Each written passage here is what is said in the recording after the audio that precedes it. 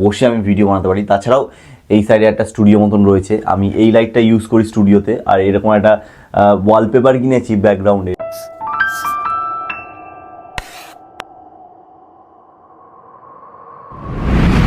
Hello বন্ধুরা, high, কেমন আছো? আজকে আমি এই ব্লগে তোমাদের দেখাবো আমি কোথায় থাকি, কীরকম ঘরে থাকি, কিভাবে এখানে কোথায় স্টুডিও রয়েছে। মানে স্টুডিও বলতে দেখো, এটা আমার কাছে স্টুডিওই, কেননা আমি এখানে ভিডিও বানাই আর এখানে ভিডিও বানিয়েই তোমাদের ভিউজ পাই। তো এটা আমার কাছে একটা স্টুডিও।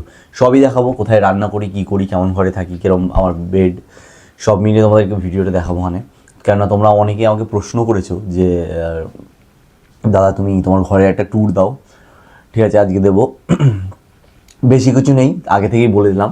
আর তার আগে কিছু জিনিসপত্র তোমাদের জানিয়ে দিই যেটা আমার রোজ লাগে। তার মধ্যে হচ্ছে এটা আইপ্যাড, রিসেন্টলি কিনেছি, তোমরা জানো। তার আগেও একটা ছিল, কিন্তু ওটা যাই হোক গিয়ে ওটার খবর তোমরা সবাই জানো।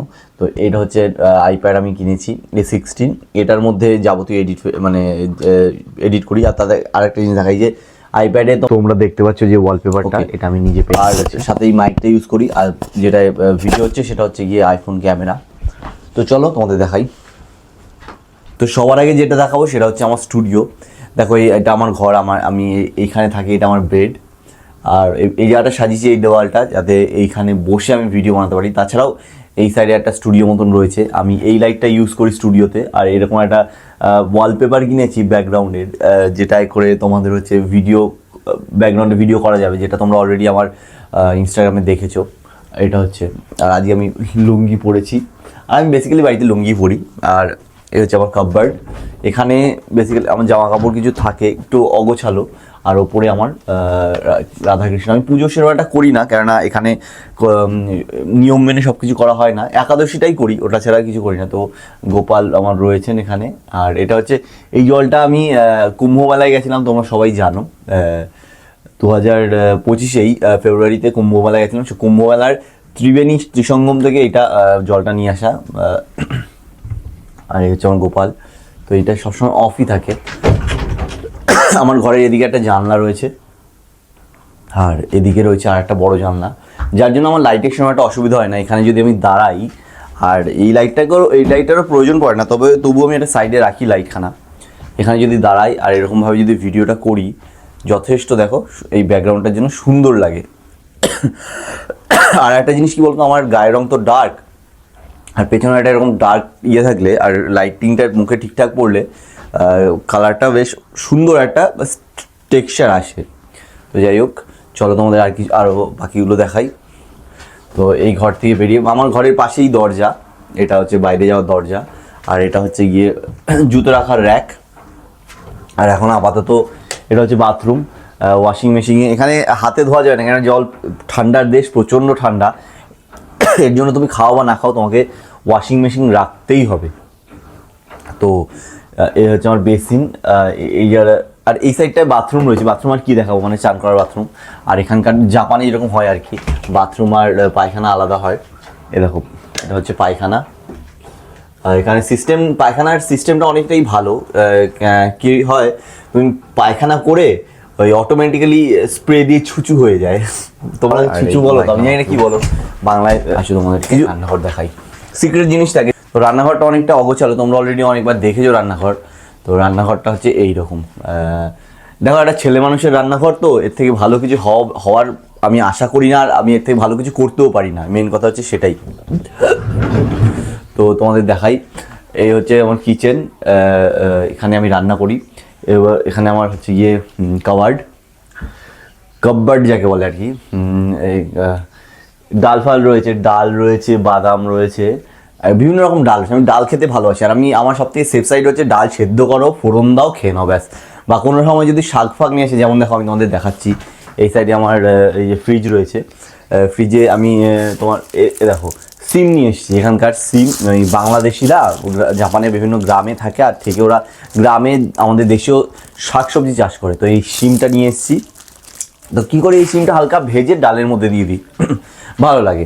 তো আমি সবজি নিয়ে আসলে ডালের মধ্যে দিয়ে খেয়ে নিই। আমার সবথেকে সেফ সাইড, যেহেতু একা থাকি, সেফ সাইড জিনিস হচ্ছে ডাল। তার সাথে রয়েছে বেসিন। আর এটা হচ্ছে গিয়ে তোমার চা, যেটাকে বলা হচ্ছে ওচা বলে জাপানে, আর আমরা বলি গ্রিন টি। তো এটা খেতে হয় এখানে, আমাদের ওখানে যেমন ধরো নিম পাতা, তারপরে কালমেঘ পাতা, এইসব খাই না আমরা বিভিন্ন রকম স্কিন প্রবলেম বা চুলের প্রবলেম, বিভিন্ন জিনিস থেকে বাঁচার জন্য, ওই ফোড়া টোড়া হওয়ার জন্য। তো এখানে ওরা এইটা খায়। এটা খুবই তেতো আর আমাকে ডিটক্সিফাইড করে। আর আমি সূর্যমুখীর তেল খাই, এটা কেন একাদশী ফেকাদশীতে খাওয়া যায় সূর্যমুখী তেল, তাই জন্য সূর্যমুখী তেলটা এনে রেখেছি। আর এই হচ্ছে খাবার, এইখানে রান্না বান্না করি। আর আরেকটা যেটা তোমাদের দেখাবো, এই জায়গাটা অনেকটাই অগোছালো, সরি কিছু মনে করো না, বউ আসলে গুছিয়ে রাখবে, তখন তোমাদের আরও ভালো করে দেখাবো না। কিন্তু আপাতত যেহেতু আমি একা করি, সব কিছু সামলাতে হয়, ভিডিওটাও সামলাতে হয়, তারপরেও এগুলো সামলাতে হয়। তো এই হচ্ছে বাসন ধুয়ে বাসন রাখা, এটা হচ্ছে তোমার আমাদের হাঁড়ি, এটাই রান্না হয়। এখানে চালগুলো অনেক আঠালো, তো নর্মাল গ্যাসে রান্না করা যায় না, তাই এটার মধ্যে রান্না হয়ে থাকে। আর এটা হচ্ছে আমার এয়ার ফ্রায়ার। তো মাঝে স্কিনের খুব প্রবলেম হয়েছিল, আমার চুল উঠে যাচ্ছিলো, চুলের মধ্যে দানা দানা দানা দানা হচ্ছিলো, ওটা হচ্ছিল কি তেল খাওয়ার জন্য। তো তখন আমি এয়ার ফ্রায়ারটা নিয়ে আসি, এয়ার ফ্রায়ারটায় তেল ছাড়া রান্না করে খেতাম। তো এবার বলো তোমরা, আরেকটা জিনিস তোমাকে দেখাবো, সেটা হচ্ছে এ দেখো, এটা জাপানের কমলা লেবু বলা হয়, খুব সুন্দর, কাকি বলে এটাকে, জাপানের কমলা লেবু। আমার তো খুব ভালো লাগে এই সময় ওঠে। আর এই সময় তোমরা যারা জাপান থেকেও দেখছো, তারা তোমরা, এটা বেশি দাম নয়, 100 ইয়েন একটা মোটামুটি হয়ে যায়, 100 ইয়েন কি 110 ইয়েন। তো এটা তোমরা অবশ্যই খেও, কেননা সিজনের ফল খাওয়া উচিত। আমরা এখানে সিজনে সব রকম ফল পাই না, কিন্তু এটা কম দামের মধ্যে এইটার কমলা লেবুটা খেও, তোমরা সুস্থ থাকবে। ঠিক আছে, এই হলো টোটাল জিনিস। তো তোমাদের এছাড়া আর কি দেখাবো তোমরা আমাকে কমেন্টে জানিও। আর বেশিরভাগটা সময় আমি আমার এই ঘরটার মধ্যে কাটাই, এটা মানে এই ঘরটার মধ্যে আমার শোয়ার ঘরেই কাটাই, এই ঘর হচ্ছে আমার, এখানে কাটাই। এটাকে একমাত্র গোছানো যদি, তাও দেখো নিচের এরকম অবস্থা, তবু যদি বলো যে গোছানো, তাহলে এই ঘরটাই গোছানো, এছাড়া আর কোনো ঘর গোছানো নয়। আর এই পাশে রয়েছে আমার সব থেকে প্রিয় জিনিস, সেটা হচ্ছে পদ্ম ফুলের ফুলদানি। আমি জানি এটা ইউনিক, কারো ঘরেই নেই এরকম পদ্ম ফুলের ফুলদানি। তো তোমাদের যদি কিছু বলার থেকে, জানার থেকে আমাকে জানিও, বলো যে দাদা আমি এটা দেখতে চাই, জাপানের ওটা দেখতে চাই। তোমরা অনেক দিন ধরে বলছিলে, আজকে আমি এটা পরে আছি। আমি জানি এটা পরে আমাকে খারাপ লাগছে, তবুও যেটুকু পারলাম দেখালাম। থ্যাংক ইউ, ভালো থেকো।